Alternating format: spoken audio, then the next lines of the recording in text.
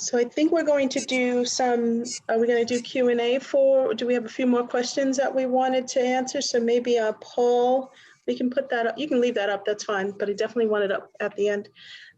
Paul, do we want to see if there's some additional questions? I know that we've all been very furiously responding to the questions. Thank you all. One of the ones that I've seen, and maybe I can start with, there's a lot of questions about virtual internships and what opportunities are available now on campus. So Brittany is a new AYRIU intern. She just started a few weeks ago after the campus reopened. And we had a very specific protocol that we're following where students have to quarantine and be tested before they actually start on campus.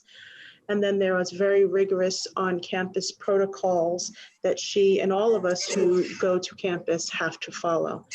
So we are starting to bring interns back to campus, and we are hoping to continue that plan with both the Blue program and the AYRIU program in the winter. And then hopefully if things remain good on the campuses, we can bring in our summer interns, our SURF interns in the summer. So that is generally our plan. We're planning on having in-person internships, but if something goes wrong, there's breakouts, there's increased number of cases throughout the country, then we will have virtual internships next for all these programs. Anything else you want to add about that, Rosie? Because I know that you and Nithya and others on the call have had experience with virtual internships. Yeah, I think that for some of the projects is heavy on bioinformatics. So if you have that kind of experience, definitely highlight it when you contact us. And I've been encouraging people to contact us directly because it could be, these questions might be lost in the application process. So I'm happy to discuss details with students directly. So Dawn, we've gotten several questions just about logistics of these applications, students asking about whether applications are reviewed on a rolling basis or are they reviewed once the deadline hits. Can you talk a little bit about that? Sure, I'll talk about the SURF program and then maybe Rosie can talk about the AYRIU and the Blue program. So for the SURF program, applications will open on November 1st. And they will be open until February 15th. We do not review applications for the SURF program until all the applications are in. So we will start reviewing applications around the 16th or 17th of February. There's a committee of faculty who will review the applications, and then in early March, you will hear from the committee. So it's not on a rolling basis for the SURF program. It is after the deadline. Rosie? Great.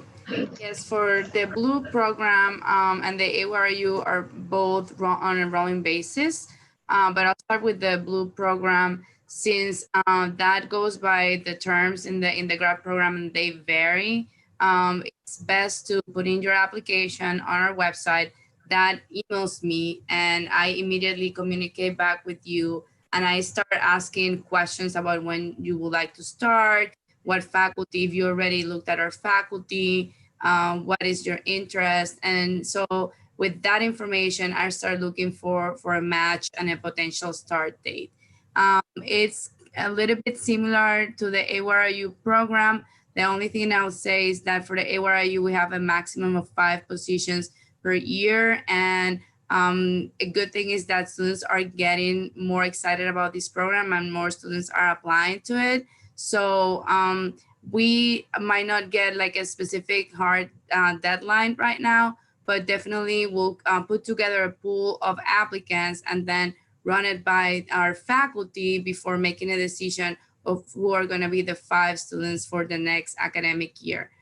Keep in mind that dates are flexible and you don't have to do the whole 9 months. You can do any place from 3 to 9 months. The earlier that you start your application, even if you want to do it in 6 months or a year, the better. because then you can have your application being looked at early, and we can, there's a lot of questions when it comes about, onboarding and matching with the laboratory. And the more time we have for that, the better.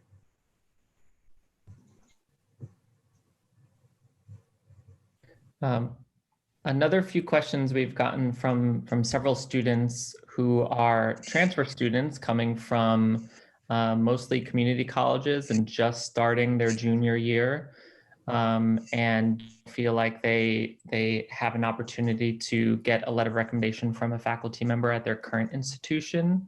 So how is that viewed for them getting recommendation letters from their community college science faculty? Do you want me to take that one, Rosie? Yes, please.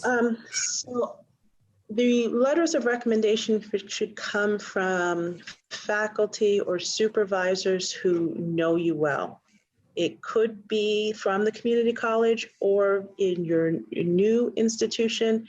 It doesn't matter as much as the quality of the letter. So if you have a closer relationship with your faculty from the community college, then I would encourage you to reach out to them. When we're looking at the application, it'll be very clear to us that you spent your first 2 years in community college and now you've moved on. So we'll be able to understand where these letters are coming from. But that's going to be the critical piece, is that these are very strong letters and they can speak to your potential for a science internship. So are there any year-round opportunities on the La Jolla campus, or only surf in the summer?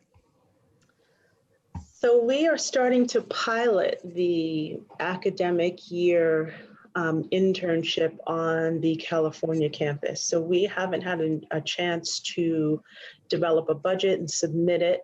So if there's interest, we will look at applications and make individual decisions about applications. But at this time, we don't have a formal program the way they've developed it on the Florida campus. But if you are interested in California, then reach out to Rosie and she will assist you in connecting with faculty in California. Rosie, would it be beneficial to do the blue program before the surf program? I think so. If you're here close to us or close to our California campus, definitely it's a way to get to know our faculty, to get research experience, to be able to write about it in your research statement, and to get a letter of recommendation for the surf program. How are applicants viewed who have all of their experience in another country? So if they have their coursework, not coursework, their research experience done in other countries, does that hold less weight or equal weight to students who have research experience in the US? I'll let Dawn answer these, but I would say that as long as they're strong recommendation letters and they can demonstrate, what the research experience was all about, and write a great statement, it will be considered the same. I absolutely agree with that. Do you recommend applying right after graduating with a bachelor's, or should we gain real-world experience first? To grad school? Now, I'm not necessarily sure, whether that's for graduate school or for one of the internship programs.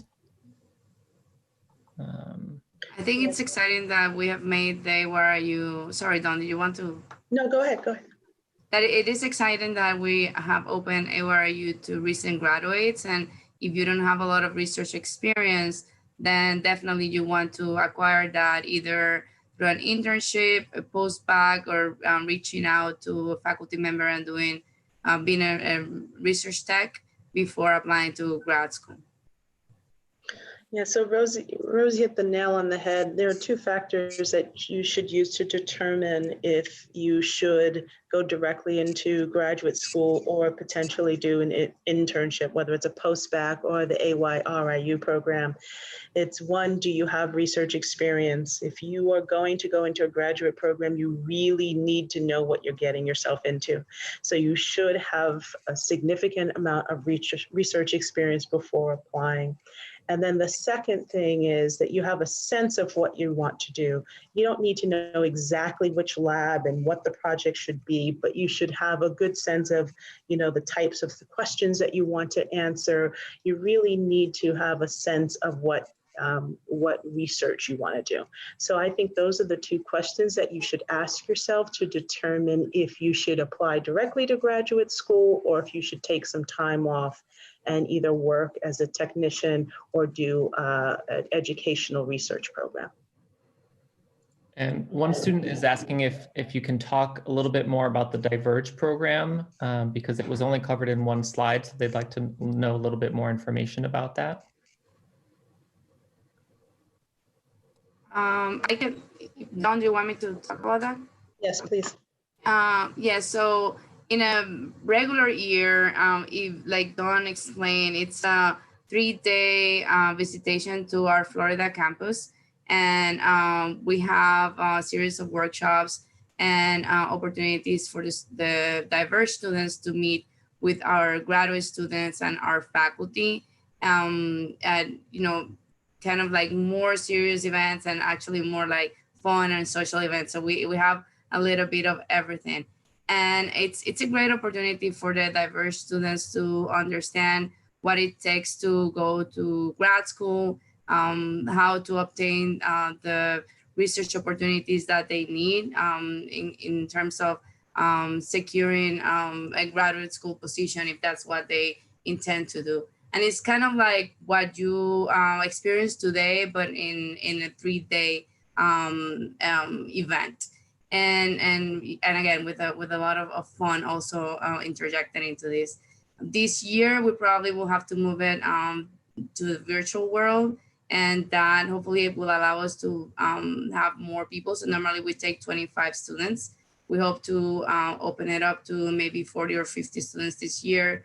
And we don't have the schedule yet, but I hope to have a lot of these opportunities where students, again, the diverse students will have an opportunity to interact with our grad students. Like today, maybe you will be able to show your video, you will be able to ask your questions directly with our faculty, like we did with the previous open house, and where we had a faculty panel the same way, maybe some one-on-ones with our faculty. So right now we're working on that. And then there will be workshops also on how to write your personal statement, how to prepare your applications either for the undergraduate program or the graduate programs.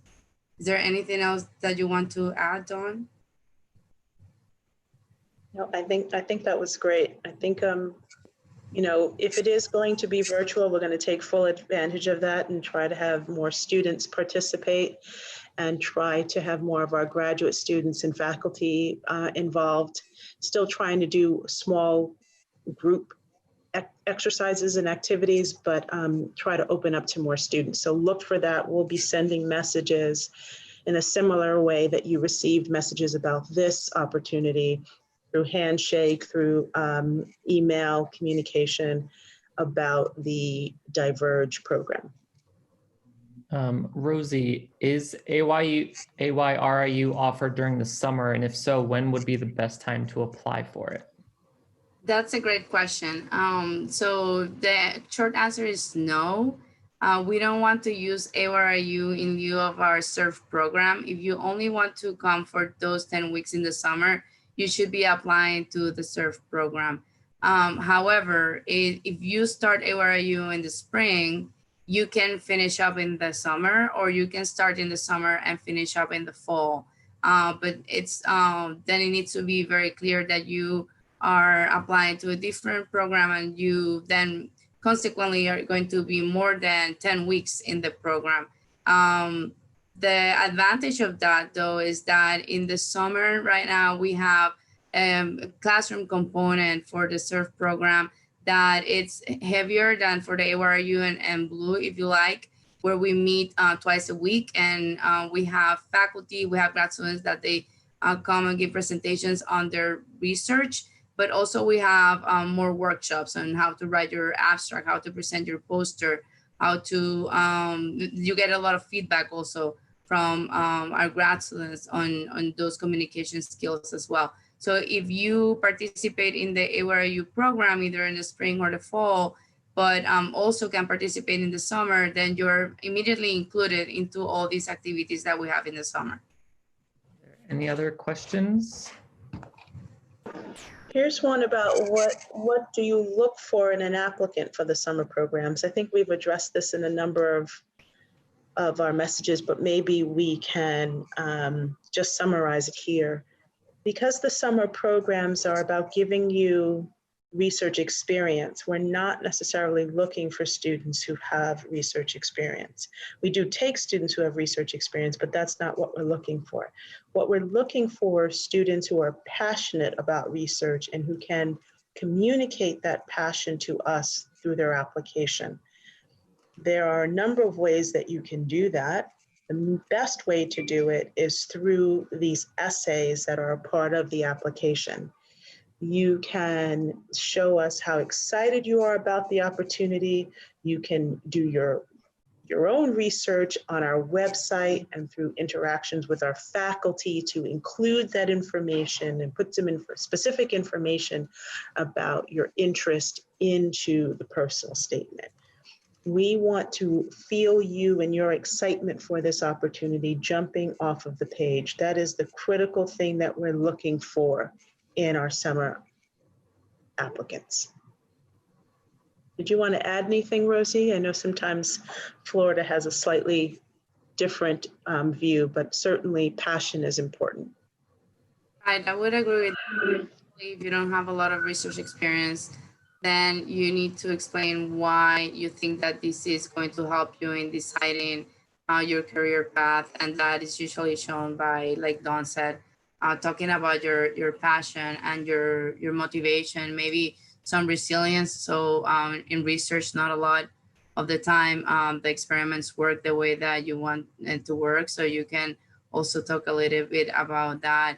But that doesn't mean that if you're a person with a lot of research experience and you already know that you want to go to grad school, you shouldn't apply. You definitely want to use that to your advantage, because we always take a few students who are kind of already considering grad school. And as the grad students explain in the panel, it's a great opportunity to check us out as a grad program for yourself. And I wanted to add, maybe this helps some of these questions here in the Q&A, that on our website is really good. Actually, one undergraduate mentioned that yesterday to me, and there's a lot of information there. So you basically can take a look at all the faculty profiles, and they explain what they're doing research on. You can read their papers, their email addresses are there. And I think if you take the opportunity to read a little bit, and actually you can search per keywords, right, Dawn, on your interests. So I think that if you read some faculty profiles and you have questions, you can definitely reach out to our faculty. And some of these questions here in the Q&A might be answered that way. So Paul, there's the question here from the community college, and Nithya, if you are at your computer and you're able, there's a student here who's asking about performing research in biochemistry and neuroscience for autism, but they're in community college. And I'm wondering if you want to tell the student, or maybe you can too, Rosie, because I think you're involved in this, about the community college journal club that we are starting, or is about to start. Do you want to tell this this community college student here about this wonderful program that you and Nithya are starting? Yeah, and I think Nithya is close, so if she wants to enable her video, but I can start. We have not started yet. We're starting on Friday. So if you're interested in joining, we And I'm not sure where this person is going to school. We open it up to community colleges in our areas, but we discussed, since now we're in this online world, why not to open it to other students if they are interested. So feel free to reach out to us. And basically it will be a series of meetings. I think in total will be like 7. And some of them you can do on your own time. Like you can watch the recordings on your own time. But the goal is to increase science literacy in undergraduate students, specifically from community colleges. So we're going to have graduate students giving content lectures on some papers that we're going to be discussing later. And the main goal of these papers and the discussions will be for you to understand the science behind it in 3 or 2 or 3 figures of each of the papers, and then discussing it with other students at your level and with graduate students as well. And we hope also to be able to provide an experience that is closer to the real journal club experience that we have here at Scripps Research. So that will be more towards the end, once you have gone through the lectures and the small discussion as well. So Nithya, you want to add something? Yeah, so I put in the registration link for the series that's going to start in the chat, so feel free to register. I think spots are filling up real fast for this. And since it is virtual, feel free to register despite where you are. We have multiple discussion sessions during the week, so hopefully one of them will suit your schedule. The other thing I wanted to say to this person actually is, it's really hard when you're in community college, especially in the current virtual scape of science, to feel like you're getting the experience that you think you need to apply to these programs. And I would say, especially if you're thinking like, where do I start? You're already starting, you're attending this, you're trying to learn more about the programs that are available. You're listening to other graduate students who are in similar mindsets that you're in. And I would say just do some research and email, and people in, the scientific field are so nice and they're willing to help. So definitely, reach out and ask your questions and try to get started in any kind of way possible. So Nithya, the person is hearing you and they're responding, and they're in Alabama, which is fantastic. It would be great to have the student participate. They're interested in signing up. So hopefully they will see your links in the chat. So please look in the chats for the links to sign up. Are they on the website yet, Nithya? I'm not sure if the website is up yet, but feel free to email us. Rosie's email was in the chat earlier. I'll put mine, and we'll be happy to, follow up with more information. I am also writing down your name because I am able to get all the emails at the end of this. Excellent. Great, we will be in touch. Thank you, Nithya and Rosie. I thought that was a great opportunity for us to introduce that other program that you are just getting going. Okay, there's a couple other questions here, if we can, Paul, in the last few minutes that we have. Maybe this question, there's one about the technician that I just want to answer really quickly. So someone is or was a technician at a company, and they're asking if they can get a recommendation from the company. And the short answer is absolutely. If you worked at a technician, that's the type of position that is ideal for preparing for graduate school or preparing for internships. So you should definitely ask your supervisor to provide you with a recommendation for the opportunities that we discussed today. There's also a question from, it looks like a graduate student who's asking if there are any research opportunities in general, not just internships, that would be available to them. So this is a good question. We are just starting to delve into this area. I'm putting together a proposal now to have internal funding to provide opportunities. Really, I was looking at internships for graduate students. So this will be available very soon. Please stay in touch with us and we can give you more details. If you're talking about research opportunities in general, I'm guessing you're talking about once you finish graduate school. If you're still in graduate school, it would be an internship, but if you're looking for something post-graduate school, then absolutely there are postdoctoral opportunities available, there are jobs available, and all that information you can find on our website. And then maybe just a couple minutes, someone has a question about the graduate program and what we're looking for in those applications. So unlike the SURF program and the AYRIU program, where research is not the primary thing that we're looking for, that we are looking for research within the graduate program application. So you really need to have done some research. You really need to have taken full advantage of any research opportunities that you have been given, and you have earned a letter of recommendation. So how do you tell us about your research experiences? There will be several essays that you have to write as part of a graduate program application. You can talk about, there may be a research statement that you have to provide, and you need to talk about your research in depth, not just something that we can find on a website or that would be part of, a general abstract. We want details.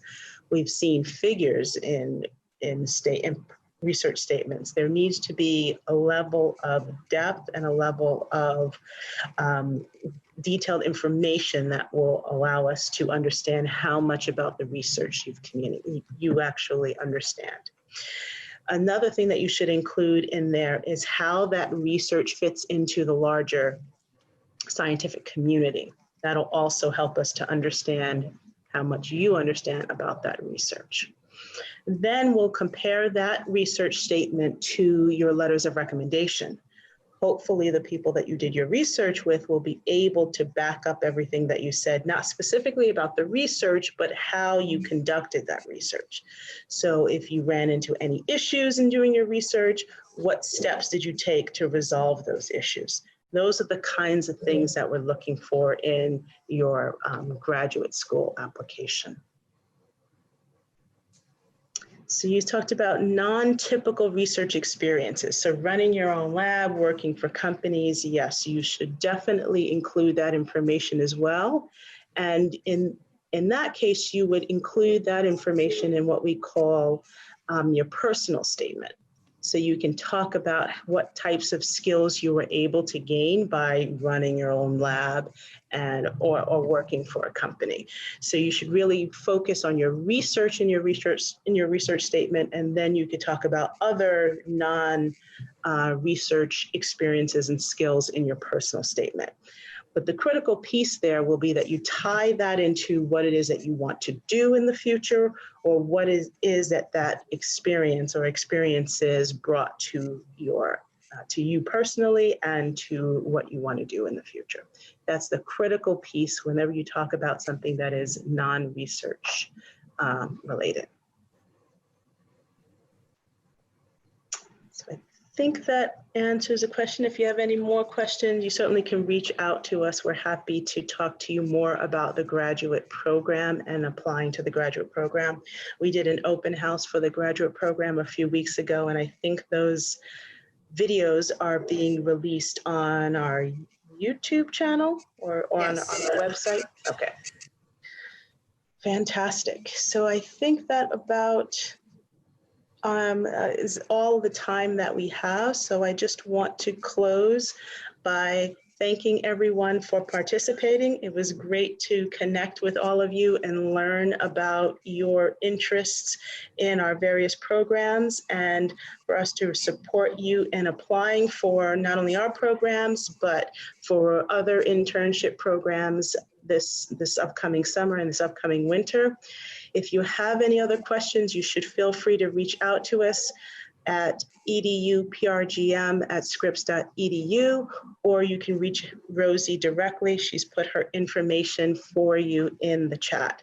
So thanks again for your time and for your great questions. Thank you to the grad office team. That was another great open house. And we look forward to seeing your applications to our various programs very soon. Great. Thank Bye. you. Thank you.